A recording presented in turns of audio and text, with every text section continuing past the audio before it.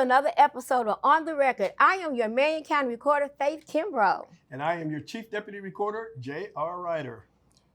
So before we get started, I just want to say, in honor of Breast Cancer Awareness Month, ladies, please go out and make sure you get your mammograms. I, as JR would know, Chief Ryder knows, that I had a scare not just a month ago, and I had to go back in and in again and multiple tests. But early detection is the best detection. So if you don't do anything else this month, please be reminded to go out and make sure you get yourselves checked out.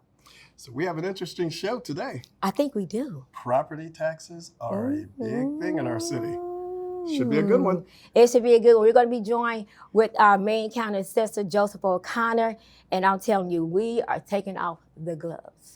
We're going to ask all those questions that you have been asking me. So stay tuned. Welcome back to On the Record. Joining us today is the Marion County Assessor, Mr. Joseph O'Connor. Welcome to the show. Thank you, and thank you for having me. Yeah, but before we get started, I just want the viewers at home to know that the Marion County Recorder's Office holds public records of property transactions such as Liens, deeds, mortgages, and more. I hope you remember that, because at the end of the show, there may be a test. All right, so again, like JR said, welcome to the show. You know, oftentimes when I'm out there, they like, hey, Madam Recorder, I got a question. I'm like, what's this regarding? Taxes on their homes. So I'm going to ask the question that was asked to me, just as if one of the residents asked this question. So it says, my taxes jump up every year. Why did my taxes increase so much this time? So the legislature, by statute, we do everything by statute, and we assess property or appraise property every year. So we use sales to do that. We don't predict value, we don't project value. What we do is we do everything retroactively. So we look at the 12 months of preceding sales and analyze those within your neighborhood. And then your assessment will rise or fall based on the sales that occurred in that neighborhood. So it's based on sales and not actually what I've done to my property? Or does that have anything to do with it? It does. Okay. So there's three approaches to value when you're talking about real estate appraisal. Okay. There's the cost, the sales, and the income. Well, we're going to be sticking mainly to sales and cost, because that's how we appraise or assess residential properties. Okay. So when you're talking about the base assessment, it is a cost assessment. So it's, what did it cost to build the structure plus the land value? When you move into the sales approach, you're analyzing the sales of comparable properties that occurred. And so we have a base assessment, which is your cost. So we have field people that measure and collect all of the physical characteristics of that home or business, whatever we're assessing. But then we also use the sales data from that 12 months preceding the assessment date, which is January 1st. So really, when you're looking at a tax bill, what you're seeing is a sales market that occurred 2 years prior to that valuation date. Because we're for example, if you have a tax bill today, we're valuing it as of 1/1 of 2024, because you pay taxes in arrears in Indiana. So you're going to get a bill in 25 for that 1/1 of 24 date. Now, how do we get to that 1/1 of 24 valuation date? We use the 12 months of preceding sales. So you're almost 2 years sales market behind when you're looking at your tax bill. But if nobody sells in my area, how my taxes shouldn't go up? Should it be the same? If the sales stay the same in my area, my taxes should stay the same? Yeah, in theory, if your sales went up, or let's say they went down, yes, that analysis would have occurred based on the neighborhood, and a new factor would be derived. A new factor is derived every year based on those sales, and you will rise or fall with your neighbors. Now, when you're talking about reassessment, because that's the annual adjustments, reassessment is more, you've changed the characteristics of the house or business. You've added a garage, you've added a second story. We get permits, and we have field people that go out and work those permits. So we're making sure that the cost base is up to date based on permits and what is standing there versus what we have collected in our system. Oh, okay, so that makes sense. Because I heard that a lot out. It's why I didn't put on a new roof, but your neighbor did. And so they asked me about that. Is it because they made changes and I didn't, so I get penalized because they got a new roof and I don't? Well, and a roof is probably not the best example. I mean, it would probably be more like my neighbor's house sold, or my neighbor sold, and and so, we're really heavily relying on the sales that have occurred. For when we're talking about residential properties. Yes. When you move into commercial properties, you're capitalizing income. Right. So, let's talk a minute about the property card, the assessor's property card. So what is it, and then why is that so important? So the property card is reflective of the cost approach.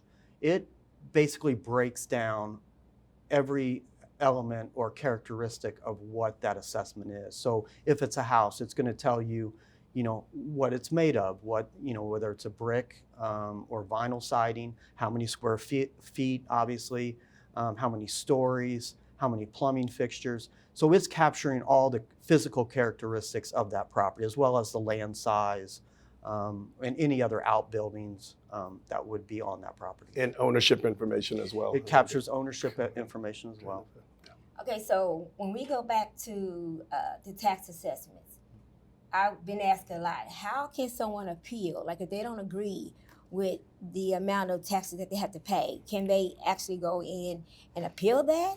They can. So our appeal deadline every year is June 15th. And that gives you about 45 days from the issue of the tax bill, which comes out in April. So if you get your tax bill and you disagree with what we have you assessed at, it's very easy to file an appeal. I would usually point someone to the internet to go and quickly, easily file your appeal online. But you could write it on a napkin and hand it to us or send us an email, and we will accept that as well. The legislature has made it very easy for people to appeal their taxes, and I applaud that. I mean, I think it shouldn't be a cumbersome process. It should be very simple, and that's what they've made it. So on average, about how many would you say that has been appealed and they won? Yes. Or not, I wouldn't say won, but did you have to actually reassess their taxes when they Yes, so we get about 2% or less of appeals every year. So we have approximately 350,000 parcels here in Marion County. We are obviously the largest county by about 100,000. Lake County is our next smallest brother, and they're about 100,000 less. So we have a big jurisdiction. We have about 90-something employees that accomplish this task every year. And so, if you disagree, you can file the appeal, and I would say, a large majority of those are settled at a preliminary level, meaning they've gotten with my staff, whether it's through email, phone call, or walk in person. And, a lot of times it's, hey, you have me assessed at X and my house sold for Y. And that can be an easy, simple, and we can adjudicate that appeal, get that paperwork, and get those taxes corrected pretty easily. So we only have a couple of minutes left here, so I did want to ask you a last question. Where can a Marion County citizen, go to get more information, maybe online, about the process in general, the appeals process, the assessment process? Yes, you can do 100% of your business with the assessor online, so I would encourage you to go to indy.gov/assessor, and you can change your mailing address or a host of other services that we provide online. And you can also pick up the phone and call us. You're going to talk to a live person when you call the assessor, and if you don't get one, you're going to get one within 24 hours. And so, we can hold your hand through that process, explain the property record card, make sure that we've captured all of the correct data, whether we have you for too many bathrooms, or maybe as a garage you'd torn down and did not fail to file a permit, so we were unaware of it. So we can get all of those things corrected fairly quickly and fairly easy. If it moves into my house is not worth this, you may have to provide some evidence versus, maybe a recent appraisal you've done or a recent sale. But if you don't have those, my staff is more than willing to go in and do that work for you and kind of look at the neighborhood and see what the comparable properties have sold. That's great. This is really good information, and I know we're at time, but I just want to say, how long in labor zone could it be for the tax to be reassessed? I mean, is it a day, a week, or two, or just on average of the 2%? How long does it take for you to reassess or not? Yeah, to so go through the process? 2% of that number, is 7,000 to 9,000 That's appeals a year. Exactly. We strive for, we're going to get your appeal finished in the calendar year in which you filed it. Okay. Now we have struggled the last year, but that is our goal, and we intend to meet it this year. And I'm Okay. sorry. Earlier you said there were like about 90 employees that kind of assess these taxes. So do you just rely on the 90 employees? Do you use any other mapping, any other, a drone, or how else? Do you have any other assistance on helping you with saying, this property is this big or this one sold for that? Like that seems like it's a lot. And I commend you for your office because it's a lot of work that you're doing. Yeah, when I started, we had around 120 employees. So just through technology mainly, we've been able to utilize that technology so that we don't have to send as many boots on the ground, is what we call it. We can do more desktop review. And so, yeah, we're heavily relying on the ever-changing technology in our business. AI is right on the forefront, and it will, again, probably reduce staff levels, once it's in full force. Well, this has been very enlightening. Yeah, sure I has. thank you so much. I said Joe's gonna be in the hot seat. Well, not Joe, our assessor. He's my peer, everybody. In the hot seat, but you know your business. You know exactly what's going on.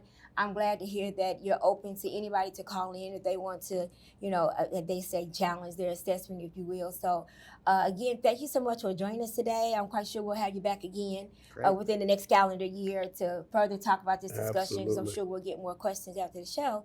But before we go, Test time. our office hosts public records of property transactions such as Liens, deeds, mortgages, and more. Thank you so much for joining us today. Thank you. Thanks, Joe. Thanks. JR, I am really glad to know that the assessor actually gave out the information, including, a phone number if somebody needs to actually appeal their taxes. Absolutely. That- He gave out a lot of information. He gave out a lot of information. So viewers at home, please take advantage of the information. And again, if you want to appeal your taxes, please get a hold of the assessor's office because as you can see, during the show, he answered all of the questions that you have been asking Yes, he me. did. So thank you so much for joining us, and we will see you next time.